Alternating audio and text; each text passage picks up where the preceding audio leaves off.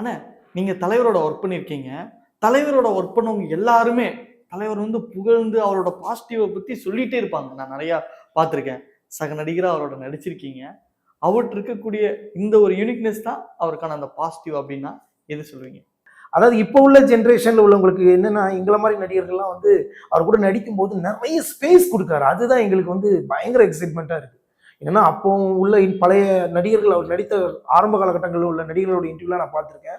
அவர் கூட நடிக்கிற நடிகர்கள் எல்லாருமே ஃப்ரெண்ட்லியா பழகுவாரு அப்படிங்கிற மாரி ஒரு விஷயத்த கேள்விப்பட்டிருக்கேன். என்னன்னா, அவருக்கு எதிர்ல நடிக்கக்கூடிய ஒரு வில்லன் ஆர்டிஸ்ட்டா இருக்காருன்னு வச்சுக்கோங்களேன். அவரோட கேரக்டர் என்னன்னா, அந்த பிஃபோர் டிஸ்கஷனுக்கு முன்னால அவர் சொல்வாராம், அந்த வில்லனோட நல்ல எவ்வளவுக்கு எவ்வளோ ஹைப் கிரியேட் பண்ண முடியுமோ ஹைப் கிரியேட் பண்ணுங்க. அந்த கேரக்டரை பில்டப் பண்ணி விடுங்க அப்படின்னு ஆப்போசிட் கேரக்டர் பயங்கரமா பில்டப் பண்ண சொல்லுவாராம். காமெடி ட்ராக்ல அந்த ஸ்கிரிப்ட்ல இருக்கிறத தாண்டி அந்த காமெடியன் ஆர்டிஸ்ட்டை கூப்பிட்டு வச்சு என்னெல்லாம் பண்ணி வச்சிருக்கீங்க, என்னெல்லாம் ஒர்க் அவுட் பண்ணியிருக்கீங்க அதெல்லாம் கேட்பாராம் ஸ்கிரிப்டை பத்தி. நீங்க என்ன இந்த டைலாக போக வேற என்னெல்லாம் பேச போறீங்க பேசுங்க.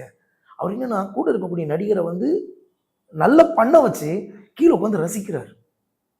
அதுதான் தலைவரோட அந்த விஷயத்த நான் ஸ்பாட்ல இருந்தே நான் பார்த்தேன். கோ ஆர்டிஸ்ட் யாரா இருந்தாலும் அவங்கள என்கரேஜ் பண்ணி அழகு பார்க்குறாரு.